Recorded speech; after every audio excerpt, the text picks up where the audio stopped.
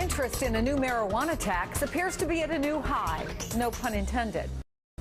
As we report on local, state, and federal budget woes, Colorado Congressman Jared Polis, a supporter, makes the argument that was summarized in Politico. They wrote, quote, "Get marijuana out of the hands of dope dealers, tax it like you do cigarettes, then sit back and watch the money pour in." Colorado lawmakers met just last week to figure out a way to tax the drug, which voters legalized for recreational use in November, along with voters in Washington state. And more states are weighing in. A bill in Maine would legalize and tax recreational pot.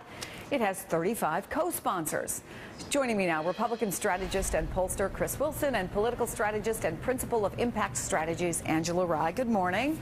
Good morning, Chris. So, Chris, the Colorado Center on Law and Policy has an estimate. They say legalized pot would bring in $24 million in excise tax revenue, $8.7 million in state sales tax revenue, and $14.5 million in local tax revenue.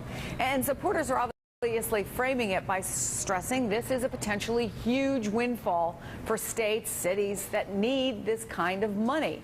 Is that argument going to start working? Well, it's all about the spending issue. It seems like everything we get back to comes down to spending. But I do think it's a bit strange that the thought process here is the same nanny state liberals that want to ban big sodas and ban cigarettes now want to legalize a carcinogenic product because they think that's going to create more tax revenue coming in. It's like the liberal idea is if it's created by a big company, it must be bad. But if you have a couple of guys in Birkenstocks in Boulder growing it in their backyard, then it's a good thing, and let's go ahead and tax it. The day that Philip Morris starts making this, they're going to decide again that it's bad and start trying to ban it. It's whether or not it's going to create additional revenue. I think there's arguments on both sides of that, but it's just, I think, a whole strange argument that let's, instead of cutting spending and figure out how to solve the problems there, let's go find additional things to tax. Is this, Angela, a bunch of hippies in tie-dyed shirts who are trying to come up with an economic argument to do something that they like doing when they're in their backyard in their Birkenstocks? Hardly. I don't think this is a Birkenstock challenge at all, Chris. I actually think you have a situation where folks are utilizing marijuana for all types of things, whether it's recreationally or for medical usage. It has caused or been the result of a lot of folks benefiting from, the usage of it and not suffering harm any longer. And really, when we look at it, I mean, you can watch any pharmaceutical drug commercial and there are a laundry list of side effects, and a lot of folks don't experience that level of side effects from marijuana usage. Am I a strong proponent of it? No. However, I will say that if they're going to utilize it, they're going to legalize it, they should definitely tax it. State budgets, and if the feds decided to move on this, could benefit from an additional revenue raiser. And even Republican Senator Rand Paul, Chris, said this week, even though he's not for legalizing marijuana, he is for decriminalizing it. Let me play that for people who didn't see it earlier in the week.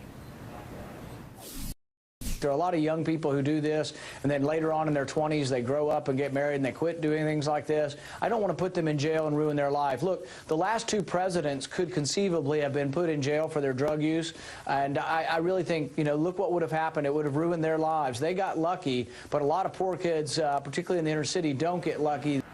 So, Chris, we're seeing change on a lot of issues in Washington. Is marijuana potentially one of them? Well, I think it is. It's difficult to argue with what Senator Paul says. There's a lot of people who are prosecuted for this because they don't have the resources to protect themselves legally, and I think that's definitely an argument that is worth making.